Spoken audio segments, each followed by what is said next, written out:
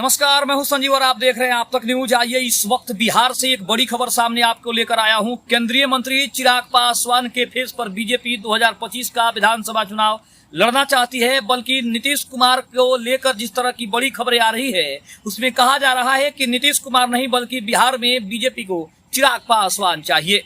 आपको बता दें, केंद्रीय मंत्री चिराग पासवान के सीएम फेस को लेकर अभी इस वक्त की सबसे बड़ी खबर यह है कि बीजेपी नीतीश कुमार के विकल्प के रूप में एक नए चेहरे की तलाश कर रही है, जहां पे वो चेहरा चिराग पासवान का हो सकता है। आपको बता दें कि आगामी विधानसभा चुनाव को देखते हुए बीजेपी को भी ऐसा लगने लगा है कि अब बिहार में नीतीश कुमार के विकल्प के रूप में किसी ऐसे चेहरे की तलाश करनी है जो चेहरा बिहार में आगामी विधानसभा चुनाव में बीजेपी और एनडीए नेतृत्व को एक बड़ी जीत दिला सके, जहां पे एक बार फिर से एनडीए की सरकार बन सके। आपको बता दें कि बिहार में जो सर्वे हो रहे हैं और बिहार में सीएम फेस के सर्वे को लेकर सबसे बड़ी चर्चा ये हो रही है कि क्या सीएम नीतीश कुमार की जगह पे अब केंद्रीय मंत्री चिराग पासवान बिहार के लिए सबसे बड़े चेहरे साबित हो सकते हैं, जो कभी नीतीश कुमार और इसके पहले आरजेडी के तरफ से तेजस्वी यादव और उनके पहले उनके पिता लालू प्रसाद यादव हुआ करते थे।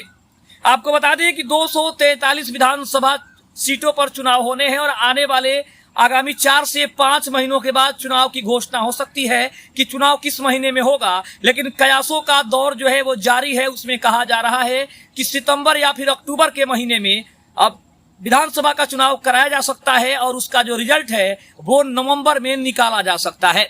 दूसरी तरफ अगर हम बात करें तो सर्वे के नतीजों में ये बात सामने है कि बिहार की जनता अब की बार नीतीश कुमार के जगह पे किसी नए चेहरे की तलाश कर रही है, जो नया चेहरा बिहार की राजनीति के लिए सबसे उपयुक्त हो। आपको बता दें कि सीएम नीतीश कुमार के चेहरे पर बीजेपी पिछले कई वर्षों से चुनाव लड़ती आ रही है और बिहार में सेक्युलर चेहरे की अगर बात करें तो नीतीश कुमार और लालू प्रसाद यादव के बाद ऐसा कोई भी चेहरा नहीं है जिसको लेकर अब बीजेपी दाव खेल सके और सीएम के चेहरे के रूप में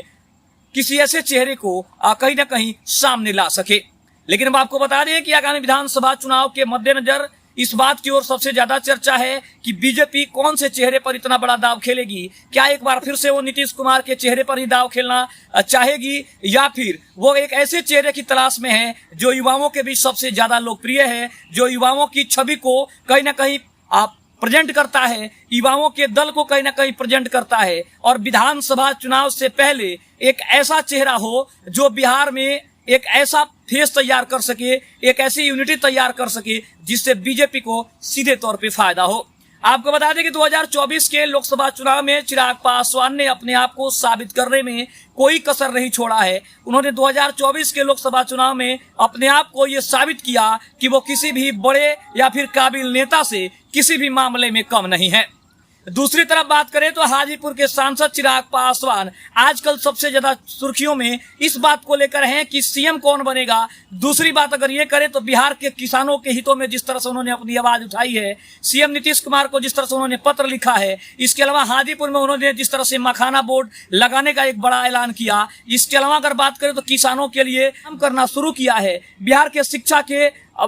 स्तर को जिस तरह से उन्होंने उठाने का काम किया है, बिहार में बेरोजगारी को कैसे कम किया जाए, जिस तरह से इस मुद्दे को उन्होंने उठाया है, उसको देखते हुए जरूर कहा जा रहा है कि चिराग पासवान आने वाले समय में बिहार के सीएम फेस के लिए सबसे उपयुक्त चेहरा हो सकते हैं। दूसरी तरफ अगर हम बात करें तो महागठबंधन इस बात की ओर लगातार इशारा कर रहा है कि आने वाले चुनाव में महागठबंधन की सरकार बनने वाली है। चाहे वो हम सूरजभान सिंह की बात करें, मोकामा के पूर्व विधायक अनंत सिंह की बात करें, या फिर अगर हम आरजेडी के तमाम नेताओं के अगर बयानों को सुने और समझने की कोशिश करें तो साफ तौर पे ये जाहिर है कि नीतीश कुमार को बिहार में कोई नहीं चाहता। सभी चाहते हैं कि बिहार में एक ऐसा बदलाव हो, बिहार में एक ऐसे चेहरे को अब सामने प्रस्तुत किया जा सके जो युवाओं के लिए सबसे बड़ा प्रेरणा स्रोत हो। आपको बता दें, केंद्रीय मंत्री के जैसा आजकल उतना चेहरा, ऐसा कोई भी चेहरा नहीं है जो उनके जितना लोकप्रिय हो, जो उनके जितना युवाओं में अपना ये अप्रोच बना सके, युवाओं में अपनी पैठ बना सके। क्योंकि आजकल चिराग पासवान जहां भी जिस सभा में जाते हैं, चिराग पासवान को देखने के लिए एक अलग ही भीड़ का माहौल तैयार होता है, और इससे साफ होता है कि चिराग पासवान को देखने के लिए चारों तरफ से लोग, चाहे वो किसी भी जाति के हों, हमेशा तैयार रहते। दूसरी तरफ अगर हम बात करें तो तेजस्वी यादव और चिराग पासवान के चेहरे पर आजकल सबसे ज्यादा चर्चा हो रही है, लेकिन सबको पता है कि तेजस्वी यादव से राजनीति हो या फिर सोचने समझने की रणनीति हो या फिर युवाओं की सोच के साथ अपनी सोच को मेल खिलाना हो, सभी मामले में चिराग पासवान काफी ज्यादा आगे दिखाई दे रहे हैं। चाहे वो सीएम नीतीश कुमार से बढ़ती उनकी मित्रता हो, एनडीए से बढ़ती उनकी नजदीकियां हो, पीएम नरेंद्र मोदी के चाहे वो जितने करीब जा रहे हों, इन सभी अगर तमाम मुद्दों को देखा जाए तो चिराग पासवान का आसानी नहीं है। और ये सच्चाई भी है कि चिराग पासवान को रोकने वाला भी आजकल कोई ऐसा चेहरा नहीं है जो उनको आने वाले विधानसभा चुनाव में चुनौती दे सके। दूसरी तरफ अगर हम बात करें तो चिराग पासवान अपनी संपत्ति को लेकर, अपने पारिवारिक मामले को लेकर हालांकि इस वक्त सबसे ज्यादा चर्चा में है। उनके चाचा पशुपति पारस ने यह ऐलान कर दिया है कि एनडीए के अंदर उनकी कोई भी अब छवि नहीं है, ना ही उनकी कोई सहभागिता है। और आज उन्होंने ये बड़ा ऐलान कर दिया कि वो एनडीए के साथ नहीं है, बल्कि वो महागठबंधन यानी कि इंडिया अलायंस के साथ वो जा रहे हैं। और आने वाले आगामी विधानसभा चुनाव में उनके चाचा यानी पशुपति पारस विधानसभा का चुनाव इंडिया गठबंधन के साथ मिलकर लड़ने को पूरी तरह से तैयार हैं। दूसरी तरफ ये भी कहा जा रहा है कि चिराग पासवान के चाचा पशुपति पारस अगर एनडीए का हिस्सा नहीं होते हैं, इंडिया गठबंधन में जाते हैं, तो आने वाले विधानसभा चुनाव में चिराग पासवान को एक बड़ी क्षति हो सकती है, एक बड़ा नुकसान हो सकता है। क्योंकि चिराग पासवान जिस जाति से आते हैं यानी पासवान जाति से आते हैं, दलितों के सबसे बड़े नेता कहे जाते हैं। लेकिन जिस तरह से चिराग पासवान के चाचा ने एक बड़ा दांव खेलते हुए इंडिया गठबंधन का साथ पकड़ लिया है, हाथ पकड़ लिया है, उसको देखते हुए कहा जा रहा है कि चिराग पासवान को आने वाले चुनाव में काफी बड़ा नुकसान करा सकते हैं। आपको बता दें कि 2020 के चुनाव में चिराग पासवान ने अकेले चुनाव लड़ने का एक बड़ा फैसला किया था और उसका नतीजा ये हुआ था कि चिराग पासवान पूरी तरीके से उस चुनाव में हार गए थे। और इसका मतलब ये हुआ था कि एनडीए से भी उनकी जो दुश्मनी है वो जग जाहिर हो गई थी। हालांकि बाद में चिराग पासवान को अपनी